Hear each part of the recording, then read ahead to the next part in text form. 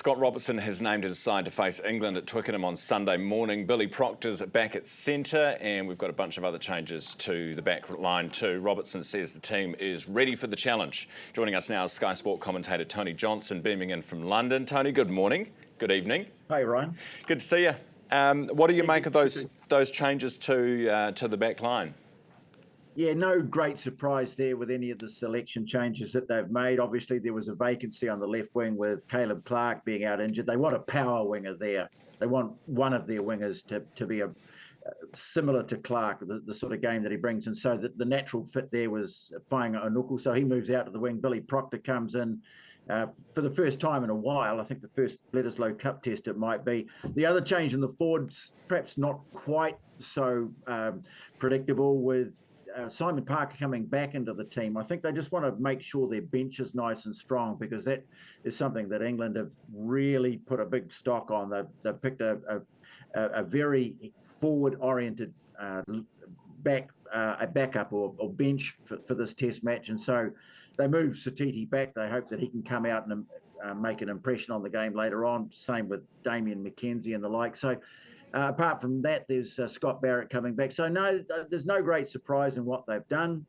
That they really are trying to get this the Grand Slam. Really, if they beat England this week, then I think the Slam is pretty much going to be theirs, and they're going to do it with the core of the team that's won the first two games. Are we going to see a different style of game? Everyone's talking about the kicking from England than we saw with Scotland.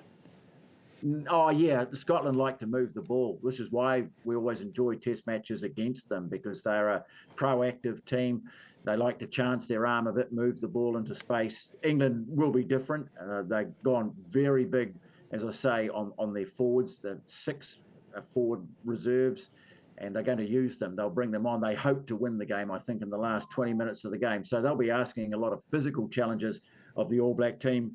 And it's been pretty obvious this year that the All Blacks have a great deal of difficulty coping with the high ball. So you can expect plenty of airmail going the way of the All Black back three. And I guess the hope will be, from a New Zealand point of view, that they can cope with that a lot better. The other crucial thing about this test match, or two really, Ryan, is that one, the All Blacks will have to be at their best for 80 minutes, which is something they've only done infrequently over the last couple of years. And the other thing is they cannot afford to have guys going to the sin bin with the regularity that happened at Murrayfield. They do that at Twickenham and they'll lose the game. Yeah, well, it's kind of a worry, isn't it? Because it keeps happening. Yeah. And 3 times in one game, not great. Yeah.